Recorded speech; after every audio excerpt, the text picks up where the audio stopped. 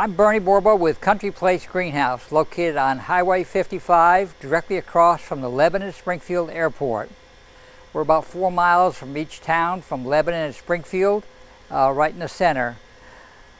Today I'd like to talk about plants in general. We have a lot of plants that we started here in the greenhouse, which is we'll show some of them today, and then we'll go ahead and there'll be a larger selection, of course, all throughout the season. Now, one thing you want to keep in mind right now, with the cooler weather sometimes that can come out in the month of April, you have to be careful about what you plant. You know, I mean, we have people that are buying tomatoes early and different things as such, and that's fine, and buying other plants, but you got to remember that if there's going to be a frost or things like that, you got to cover them up or bring them back inside. I know we've sold quite a few ferns early on the season, and ferns would be fine as long as you go ahead and take them back in if the weather's going to be down below 40 degrees. So that's a factor you need to consider and keep in mind. Now, there is some plants you can plant right now that will take the frost, etc. You probably, if you go through Lebanon, there's planters along the street that we have done, which are full of pansies. The pansies are a real good plant, and you can go ahead and plant them right now, and they would do very well. They'll do well all the way up through the month of May, maybe into June a little bit. Once the weather gets real hot, they really don't like the hot weather. You can go ahead and deadhead pansies too and take the little dead blooms off if you so choose. Now, the ones downtown, we don't deadhead them or nothing, they just go on. And I think if you go through to Lebanon, you'll see how pretty they are. You can also go ahead and, if you're gardening, do the cabbage, broccoli, and cauliflower, and we have some Brussels sprouts also.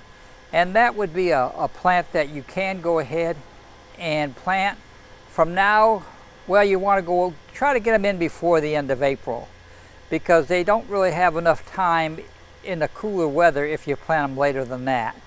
And they might not make quite as nice a head as what you'd like to have. But they will take down to 27, 28 degrees, and below that you could get some damage. Now, also, if you get a hard, cold wind, some of you have been out when the wind is really cold. Wind damage will also be as great as frost damage sometimes, and you got to keep that in mind. Now, another thing you can plant, now I have trouble saying this word, ions, but anyways, we have the sets that are for sale. You can plant them. We also have a larger plant. You can plant them, and what you do is you hill up the soil a little bit, get it nice and loose, and then plant this ion set down to about that far down the ground. Now, as the plant continues to grow, you would move that soil away from it, and that way you get a nice big bulb. And that's a real good thing that we have right now. We're selling quite a few of these. These are $4 for a bundle.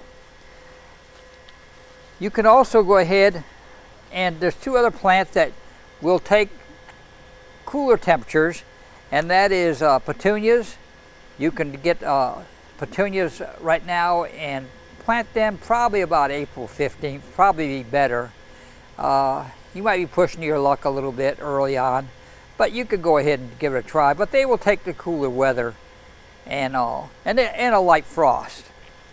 Now, same for the snapdragons. Snapdragons are about in the same category, and they'll take some cooler weather. So there's some plants that you can go ahead as far as flowers and gardening. And then, of course, the rhubarb. Actually, this rhubarb is growing. It's not really supposed to come up right now because it's not warm enough out there yet. But you can buy, that would be another good gardening plant you could have. But around April 15th or a little later than that, it'd be a good time to plant rhubarb. A lot of people like rhubarb. It has a pungent odor, a pungent taste to it, but it's really, really good. Now, other plants that we have now, which will be more damage prone or frost prone, but we have a whole selection of annuals and that you can go ahead and plant. Now, this plant is called Angelonia. It's a real pretty plant. and it grows about 12-14 inches tall. It will bloom all summer, and it's an excellent plant. We also have sweet potato vine. Some of you love sweet potato vine. We put these in planters that we have over in Lebanon, and the sweet potato vine, if nothing else grows, the sweet potato vine will always be there for you. So that is something that you can look at, but they will not take low temperatures. They are strictly a warm weather plant. You've got some little ferns that you can go ahead and plant along with it in your planters. That would be something that you can go ahead. This is a foxtail fern. It's a little different, and it's more upright. They are impatiens. There's bounce and there's sun impatiens, and they will do really, really well in your garden. And there's a lot of different colors. This is one that we put into a bigger basket. You can see they make nice baskets, and they do come along very well. I talked about the petunias, and we have petunia baskets, and later on I'll show you another petunia basket we have. It's called Nightshade, and it's got like a variegated leaf in it, a variegated foliage as well as flower, and it goes ahead and it sort of looks like it's been Clorox put on it, but it's not really that way, and they do really well. They're kind of attractive, and it's something that you might consider. We have a regular impatient basket, which is different from your sun impatiens.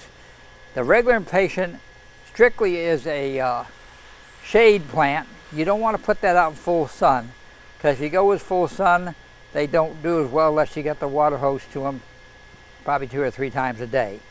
So that would be one thing you need to go ahead and consider. Impatiens are more of a shade plant. It's a great plant for shady areas, and something that is used quite extensively. Excuse me. Now, one thing about, before I start talking about begonias, these are the begonias. These begonias here will do well in a hanging basket, or you can plant them in a planter box. These would be something you can use. We have the red, and then we also have a yellow. Now, they take more partial shade to sun. You don't want to put them out in direct sun. They will be like a half a day. We also have a dragon wing begonia, which is very similar, and that also does better with just a half a day of sun. Now, if you want a begonia that does well in the sun, you want to get the dark leaf begonia. The dark leaf begonia comes in a wide array of colors, and it's something that you can go ahead and plant. Again, you probably want to wait until Derby Day or right around that time to do most of your plant with begonias, because they could be susceptible to cold weather damage if you get too much in a rush. It's very hard for people to slow down when it comes down to planting. Most people are just, when the sun starts shining and it's 70 degrees out there, they get pretty excited, and especially when we have several days of it. But you must remember, we live in Kentucky, and our weather changes quite rapidly sometimes. Okay, moving on now, we have geraniums. We have several different types of geraniums. We have the seed geranium, which is a real good geranium. We also have geraniums, cultured geraniums. They're a little different. The seed geranium has a little smaller bloom on it, where the cultured geranium will have a bigger bloom. And they can go in the full sun, and they'll do very well for you. But we have a good selection from 4-inch through 9-inch pots. You can also, this is an ivy geranium. You can have this in a hanging basket, and that does really well too. It's not real popular, but it's a good plant. It's an accent plant that you can utilize. Now, one thing we do have a lot this year of, we've tried them this last year. If any of you rode by our place of business on Highway 55 across from the airport, you would have seen these planted out front.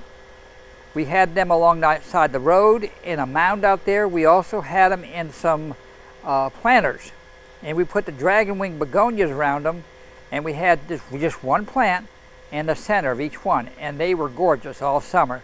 They'll get 4 to 6 foot tall, and they bloom if you deadhead them, and that's one thing you got to do. You got to think about deadheading some of the plants. And they bloomed all summer, and it was fantastic. It was really something else to see. We have calla lilies coming on. They come in different colors, purple. That one's going to be opened up purple. We have some yellow ones, and they make a nice plant, but they're only a short-lived plant. They're really beautiful for about a month and a half, 2 months, and then after that, it's more greenery than anything else. Now, one thing that a lot of people like is the spikes. You can put spikes in planters, you can put in your bed. They're quite versatile. We use them a lot in the patio pots. Now, this plant right here is a mosquito plant. Everybody talks about mosquitoes. We sell a lot of them. Whether they work or not, I'm not really sure, but they do go ahead and put out a nice scent, and they are quite enjoyable in that respect, and they're supposed to repel mosquitoes. You got to be the judge of how good a job they do. The dahlia is another plant that works very well. You have to be willing to spray the dahlia. About midsummer, when the weather gets above 90 degrees, they are a little prone to getting spider bites on them, but malathion or something like that would work out well as far as spraying them. But they are really, really, really beautiful. Okay, in closing, I'd like to mention, of course, this Country Place, where we're located on Highway 55, directly across from Lebanon and Springfield Airport. Now, this particular plant is called the Bougainvillea. We get tremendous amount of comments from it, as well as people love to see it because it blooms on its own. I don't do a whole lot for it. It just kind of gets where it blooms out a couple times a year, and it's the most beautiful plant. Now, if you lived in Florida or in California, it'd probably be a weed, but here it's a gorgeous plant. This one's about 10 years old, and that's what we have. I'd like to thank you for listening today. I'm Bernie Borbo with Country Place.